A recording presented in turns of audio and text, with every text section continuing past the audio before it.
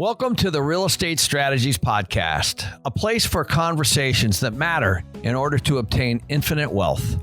I'm your host, Ken McElroy. This show is meant to keep you updated on what is going on in real estate while getting you on track to have infinite wealth and financial freedom. This episode, as well as all the others, can be downloaded on Spotify, Apple Podcasts, and various other platforms so that you're able to listen on the go. To get my weekly newsletter where we keep these conversations going and explore the trending topics in real estate today, please go to www.kenmcelroy.com/news. Let's dive into today's episode.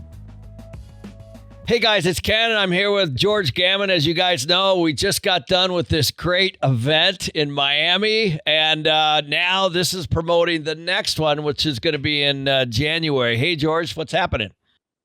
I tell you what, we just had an absolute blast in Miami. I was completely blown away by the crowd, completely blown away by the speakers. It could not have gone any better. And I'm just so excited right now. I'm bursting. And the fact that we're going to be able to do another one in January with some of the same speakers, some maybe a little different. I just can't wait. This exceeded my expectations. And January is going to be just as amazing. Yeah. And, I tell you, when we were first talking about doing the first one, when you were saying, I'm going to Miami, I'm going to find a hotel and I will put this together. I mean, congrats to selling that thing out just to, really, really quickly. Cause I know with the COVID, the hotel kind of said you can only have so many people, and then they increased it, and then you saw that again. And so this second Rebel Capitalist Live is kind of a result of the demand that you've seen, because it was quick. It was really quick. Yeah, we sold out way early. I had to stop the ticket sales maybe, I think like a month in advance. Bottom line, Kenny, is there are a lot of Rebel Capitalists in the United States. A lot of people are fed up with what's going on. And a lot of people viscerally understand that there's a problem with our economy. The system is not what it seems. And they understand that they need to be prepared for the future. If you're not prepared, you're going to be a victim. And fortunately, I think there's a lot of people, I refer to them as the rebel capitalists, that see the big picture. And they understand that they need to educate themselves. And there's no better way to educate themselves than to go to a live event where you can meet the experts like yourself or Jeff Snyder, Brent Johnson, face to face, and actually get to interact with them and ask them questions. And I think as human beings, there's no substitute for that. You can do 100 Zoom videos, and that's great, but it just doesn't have the impact, doesn't have the power that meeting these experts face to face. Not only that, but your fellow rebel capitalists. I mean, that's fantastic too. Just hanging around like-minded people that really want to build and grow their wealth in a world of out-of-control central banks and big governments. And they want to increase their freedom, their liberty. It's, you can hang around with a lot of your friends, and maybe they're kind of on the boat or they're not. Maybe they're more of the quote unquote normies, or your friend and family member, Fred, as I refer to them on my YouTube videos. But it's just such an awesome reprieve to go somewhere and you kind of get inspired to take what you're doing to the next level. And, it's just why I love these live events. And again, it's why I'm so excited about January. I know. So guys, the website just went live a couple days ago. So not get, right. So we got to make sure. The same URL, but we got the new ticket sales up there for the January event. So that's rebelcapitalistlive.com. There's, the price is a little lower if you sign up at the beginning, and then every couple months or so, it increase in price a little bit. So you kind of have an early bird special. And let's keep in mind, everyone, that the first one we did sold out a month prior to the actual event. And I cannot even tell you, Kenny, how many people emailed me or direct messaged me on Twitter asking if they could somehow buy a ticket. George, can I please get a ticket? Come on, please, please, please. I just got off work and all these. And I had to tell them that unfortunately we were at max capacity. I've got to cut it off to be fair to the people that have already purchased their tickets. So make sure that if you're thinking about going, take action, go to the website, get your ticket now, and so you don't lose your place. Right. Good. Can't wait to see the next one, George. And congrats on an amazing event, too. And for all of you guys, make sure you go there now. If you're interested, just sign up, because this thing will sell out again, just like the first one. So, George, as always, thank you. And you're going to have an opportunity to meet Mr. Ken McElroy. That right there is worth the cost of admission, right? Can you first of all, thank you for putting one on in the, where a lot of people are still kind of dealing with this COVID and the shutdowns and all that stuff. And I know you're in Florida and this is in Miami. Can you kind of talk about the goal of the conference overall and why you decided to do it in June? Part of that is because I felt from a social standpoint that it was really needed. I mean, people have been locked up. I'm in Florida right now. And you're in Arizona. It's not too bad in Arizona. It's fantastic, relatively speaking, here in Florida. In fact, I just got back from Whole Foods, no mask requirement at Whole Foods. So that tells you how free it is here in Florida. But I know a lot of states are not like that. And we are the exception to the rule. And back when I first started planning it, of course, there were a lot more restrictions even here in Florida with the local businesses. So I thought, most people are accustomed to meeting with their friends, meeting in a social environment. That's how we operate as human beings. And so everyone was like, oh, well, let's do a Zoom conference. Let's do something on Skype. Or I'm like, no, that's just not going to work. So I luckily found a hotel that was pretty lenient on the mask requirements. That's the Hilton in Miami. And I'm like, okay, let's do it. Let's make this thing happen. And pretty much every speaker I talked to echoed that sentiment that, hey, thank you for doing this, because I cannot wait to finally get back to an event where I can actually meet people, shake their hand, have a drink, do selfies and all this stuff that we really enjoy doing. But above and beyond that, I think we're really living in unprecedented times, not just with what we've been dealing with as far as what I call the cerveza sickness, the virus and whatnot, but also from an economic standpoint, I think we've never seen anything like this.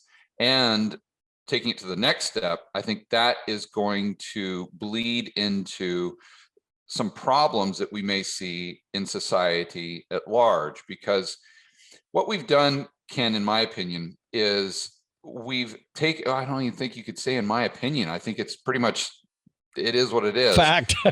Yeah, it's fact now. We start off with a very simple economy. And what I use in my whiteboard videos is just someone who raises cattle, another person grows corn, another person grows cotton. And let's say these are the only things that are required in this little community. Well, if they're producing more than they consume, what that means is that other people in the community don't have to produce their own cows. They don't have to produce their own cotton. They can do other things. They can become a doctor. They can become a teacher. They can start their own YouTube channel, because they don't have to go out there and plow the fields every day to grow their own food. And it's kind of a simple idea, but it's applicable to a large economy. I don't care whether it's 19th century or 21st century. That's the way it works. You produce goods and services, you produce more than you consume, and society as a whole benefits, and the standard of living increases as a result. And then what happens if you want to sell off some of the shares of your farm? You can go ahead and do that. If someone wants some equity, they can buy into that, and then you can use that money to reinvest back into some equipment and then produce more corn than you were before with the same amount of people. And then you feed even more individuals, productivity rises, right? So that's how the interaction between the businesses, let's say, and the stock market in this case, or the banking system, if they could have used debt to do that same thing. But what we've done is we've completely distorted the way this works. And a great example I can give you is a hot air balloon. So imagine that we've all seen them, on Sunday mornings or something like that. These big hot air balloons that just go up, and they've got this little teeny weeny basket at the bottom, right?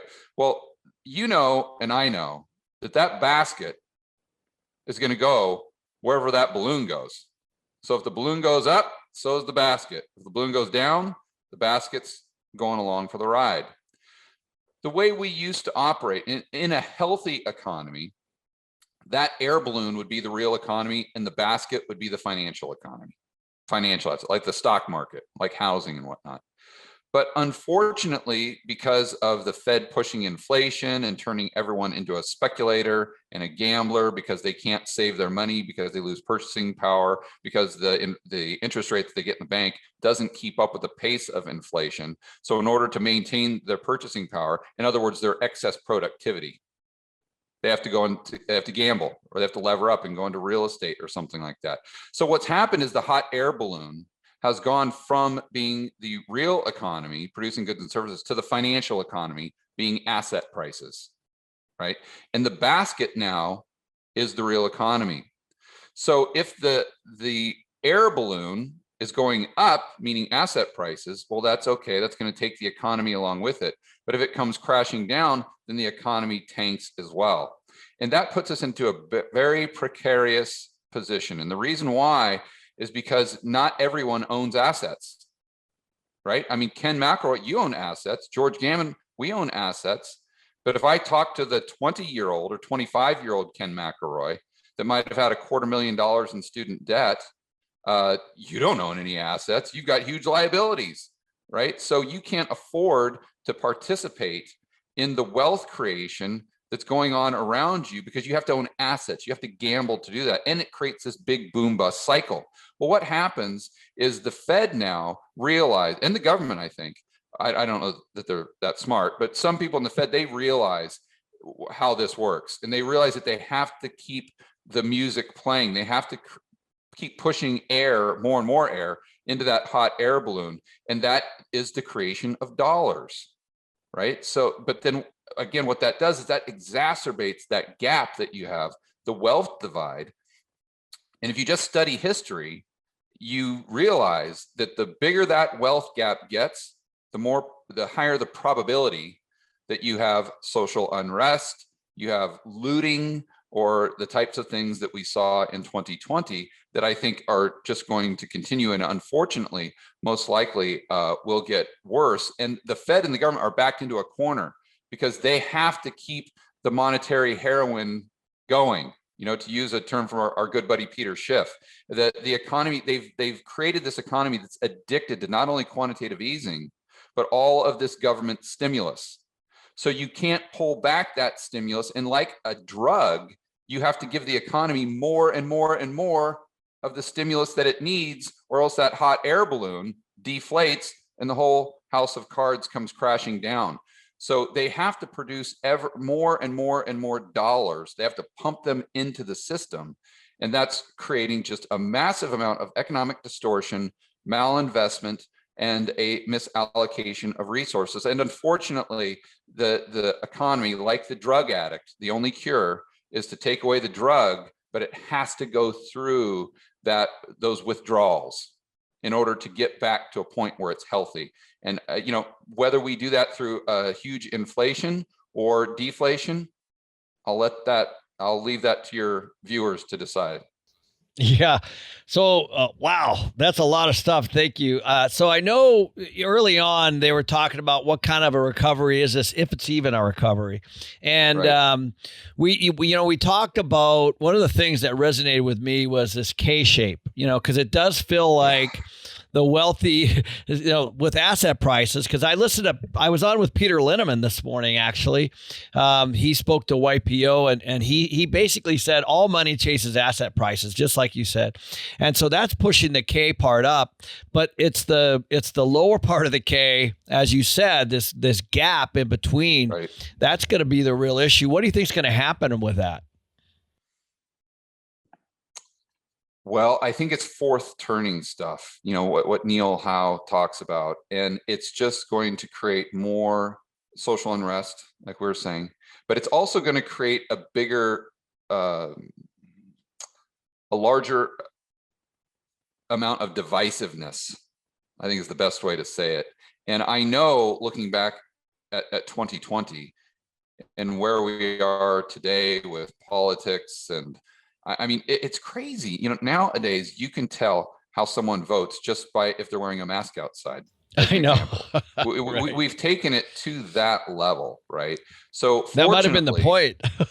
Exactly. And maybe that was the objective, right? So what happens when you get society that is just, beating on each other? Yeah, polarized, great word. But it's getting bigger, right? What happens when that divisiveness increases over time? And I was listening to a podcast with Neil Howe the other day on Real Vision, and he was saying, Ed Harrison, I believe, was interviewing him. And he said, Neil, have we ever been at a point like this before in the United States? And he says, yes, based on his studies, we've been there twice. One was at the revolution, right when our country was formed, basically. So you had a lot of rebellion, a lot of contention, you had a lot of fighting. And then number two is just prior to the Civil War. So that's right.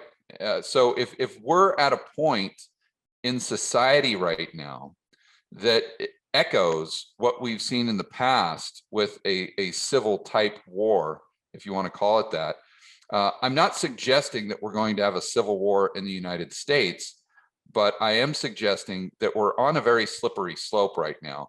And unfortunately, the only thing the Fed and the government can do is continue to make the problem worse. Because see, the problem is the wealth divide, the wealth gap we were referring to. And the only trick they have up their sleeve is to increase asset prices. And now whether they do that in nominal terms or just real terms, that's a whole different question. But if they're doing that just in nominal terms, again, that makes the problem, that social problem that we have, far worse. And, I don't know how that ends, but I do know that's something that people should be thinking about. Yeah. So guys, jump onto George's channel, jump onto Rebel Capitalist Live, because you're not going to want to miss the next one. I'm sure this is going to grab some pretty good momentum. George, thanks again. I appreciate you always, and I cannot wait to see you soon. You're coming to Phoenix soon, right? Absolutely. Yeah, I'm going to see you in Miami, then I'll see you for a long time in Phoenix. So looking forward to hanging out. Yeah, for sure, George. Thanks, buddy. We'll talk to you soon.